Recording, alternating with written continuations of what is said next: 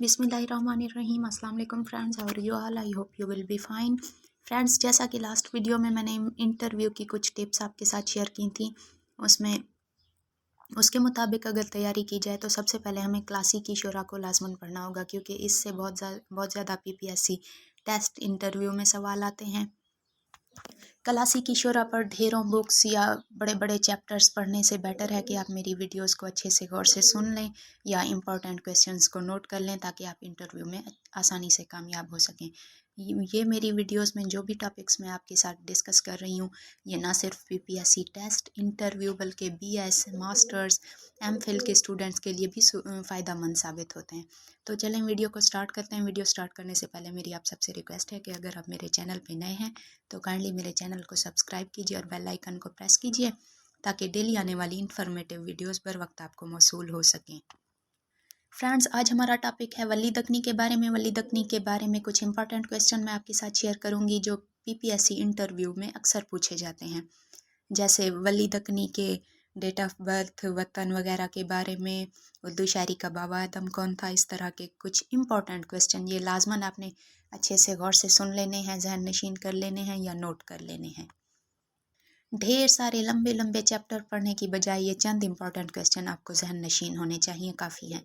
सबसे पहले हम देखते हैं कि वली दक्नी की डेट ऑफ बर्थ को डिस्कस करते हैं। वली दक्नी के नाम, वतन और दौरे हयात के बारे में इख्तलाफ पाया जाता है। अहले गुजरात वली दक्नी को गुजरात का बाशिंदा कहते हैं, जबकि अहले दक्कन की तहकीक के मुताबिक वली का वतन दक्कनी है। वली की डेट ऑफ बर्थ में काफ़ी इत्फाक पाया जाता है सबका कि वली दक्नी 1667 में सुल्तान अब्दुल्ला कुतुब शाहों के 8वें फरमारवा के अहद में औरंगाबाद में पैदा हुए थे। बहुत ज़्यादा इम्पोर्टेंट क्वेश्चन है कि उर्दू शायरी का बाबा आदम कौन है। तवील अरसे से उर्दू शायरी का बाबा आदम वली दक्नी को समझा जाता था, लेकिन बाद में तहकीक से ये बात साबित हुई है कि वली से पहले उर्दू गज़ल का आगाज़ अमीर खुसरो से होता है। लेकिन मेरे ख़्याल में अगर मज़ीद तहकीक की जाए, शायद कुछ अरसे बाद, कुछ सालों बाद, जदीद तहकीक के मुताबिक, नए रुझानात के मुताबिक, नई तारीख़ की किताबों को खंगालने के बाद हो सकता है कि अमीर खुसरो के बाद की भी उर्दू की कोई तारीख़ मिल जाए और उर्दू गज़ल का पहला शायर अमीर खुसरो की बजाय कोई और कह दिया जाए, क्योंकि जैसे हाफिज़ महमूद शिरानी की तहकीक के मुताबिक उर्दू शायरी का पहला शायर मसूद साद सुलेमान है। इसी तरह वक्त के तकाज़ों के साथ तारीख़ की किताबों को पढ़ने से, मज़ीद तहकीक करने से ये नज़रियात, रुझानात दिन ब दिन बदलते रहते हैं। तवील अरसे तक उर्दू शायरी का बाबा आदम वली दक्नी था, लेकिन अब उर्दू शायरी का आगाज़ अमीर खुसरो से होता है, ये तहकीक की गई है। लेकिन अमीर खुसरो की शायरी और वली दक्नी की शायरी में ज़मीन आसमान का फ़र्क है। अमीर खुसरो की शायरी में वो मज़ा नहीं है जो जान वली दक्नी की शायरी में है। वली दक्नी ने उर्दू शायरी में 200 साल आगे की ज़ुबान इस्तेमाल की है। जो उर्दू की ज़ुबान वली दक्नी के बाद 2 सदियों बाद रिवाज पाई, वली ने 200 साल पहले उसे अपनी गज़लों में इस्तेमाल किया था। एक और इम्पॉर्टेंट क्वेश्चन मेरे जहन में आ गया, वो ये है कि वली दक्नी को उर्दू शायरी का बाबा आदम किसने कहा था? मोहम्मद हुसैन आज़ाद ने आबे हयात में कहा था। एक और क्वेश्चन अक्सर किया जाता है कि वली से पहले गज़ल के कितने दौर हैं? वली से पहले गज़ल के 2 अदवार थे।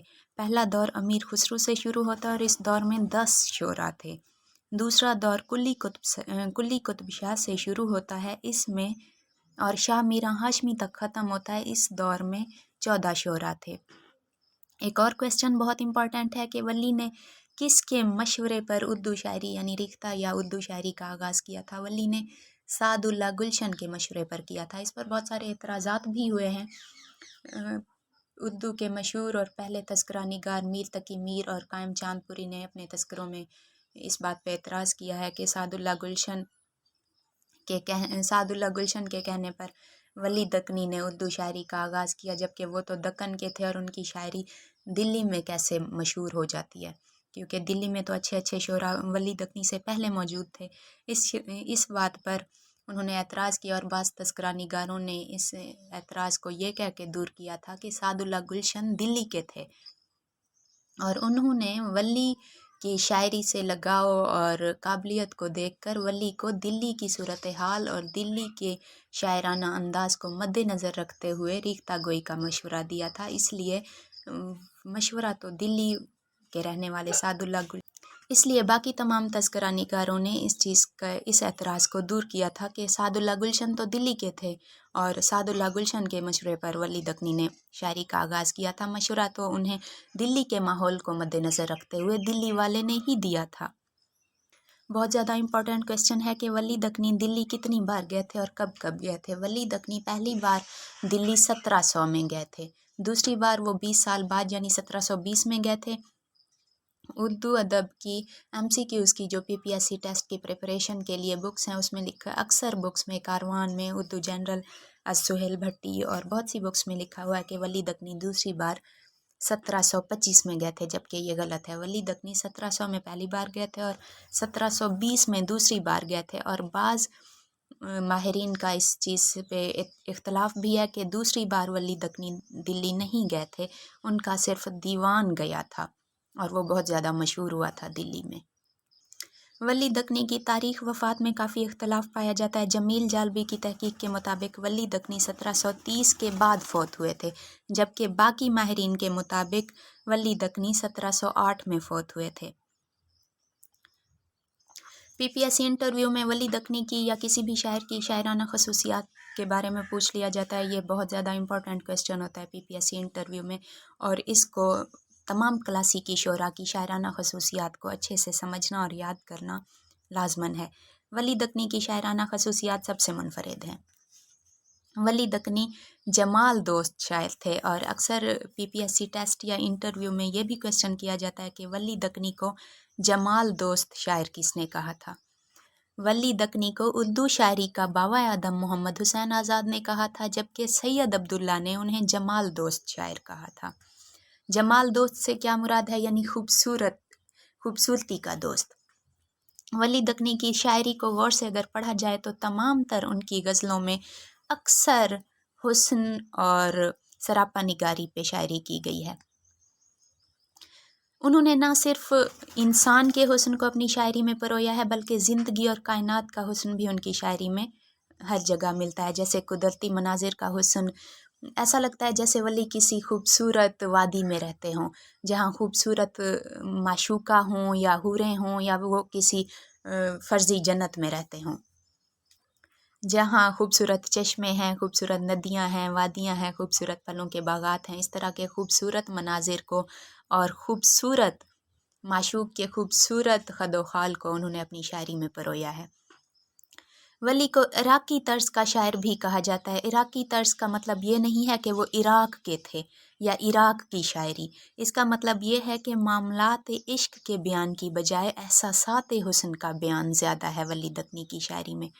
इसके अलावा सरापा निगारी है, यानी उन्होंने अपने महबूब के सर से पाँव तक के हुस्न जमाल के खदो खाल को खूबसूरत तशबीहात के साथ इस तरह इस्तेमाल किया है कि सरापा निगारी में वली दक्नी को सबसे बड़ा शायर और सबसे पहला शायर माना जा सकता है। PPSC इंटरव्यू में एक और इम्पॉर्टेंट क्वेश्चन ये भी हो सकता है वली दक्नी के बारे में कि वली दक्नी का तसव्वुर महबूब कैसा था। हर शोरा ने, अक्सर शोरा ने तसव्वुर महबूब में खूबसूरत, मोस्टली लखनऊ के शोरा ने तो तवाइफ़ों का ज़िक्र किया है अपनी शायरी में, लेकिन वली दक्नी का जो शायर था वो कोई महबूब था, वो कोई एक नहीं था। ऐसा लगता है कि उन्हें हर इंसान में हुस्न, हर इंसान में खूबसूरती नज़र आती है। ऐसा लगता है कि उनके कोई एक महबूब नहीं था, उनके सैकड़ों महबूब थे, क्योंकि उनकी शायरी में कभी हुस्न जमाल की तस्वीर कुछ और दिखती है, कभी हुस्न जमाल की तस्वीर कुछ और दिखती है। और उन्होंने हुस्न जमाल को खूबसूरत तशबीहात और इस्तारात से वाज़े किया। और वली दक्नी ने शर्म व हया का पैकर भी बताया है अपने महबूब को। सोज़ो गदास चूँकि गज़ल में बहुत नुमायाँ होता है और गज़ल का मतलब भी यही है, जैसे गज़ल का मतलब है कि हिरन के मुँह से उस वक्त हिरन के मुंह से जब चीख निकलती है, जब उसे शिकारी कुत्ते घेर लेते हैं और उसे बचने की कोई उम्मीद नहीं होती, उस वक्त हिरन के मुंह से जो चीख दर्दनाक निकलती है, اس دردناک چیخ کو غزل کہتے ہیں، اس لیے غزل میں سوز و گداز لازمی پایا جاتا ہے، لیکن ولی کی شاعری میں برائے نام سوز و گداز ہے۔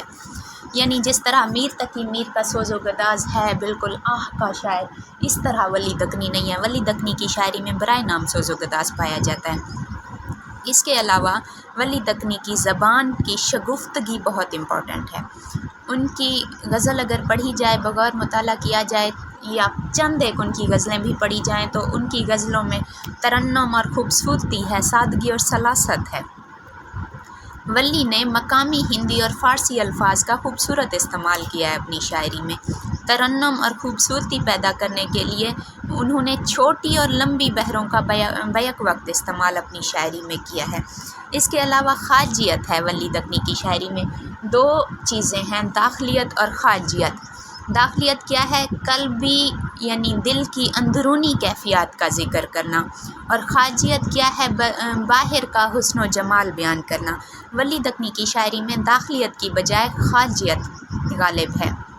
ایک اور امپورٹنٹ کویسچن ہے، ایک ایسا شعر ہے جس پر ولی دکنی کے شعر ہونے کا گمان گزرتا ہے کہ کیونکہ اسلوب بیاں، انداز بیاں ولی دکنی جیسا ہے، لیکن وہ ولی دکنی کی تعریف میں میر تقی میر نے کہا تھا۔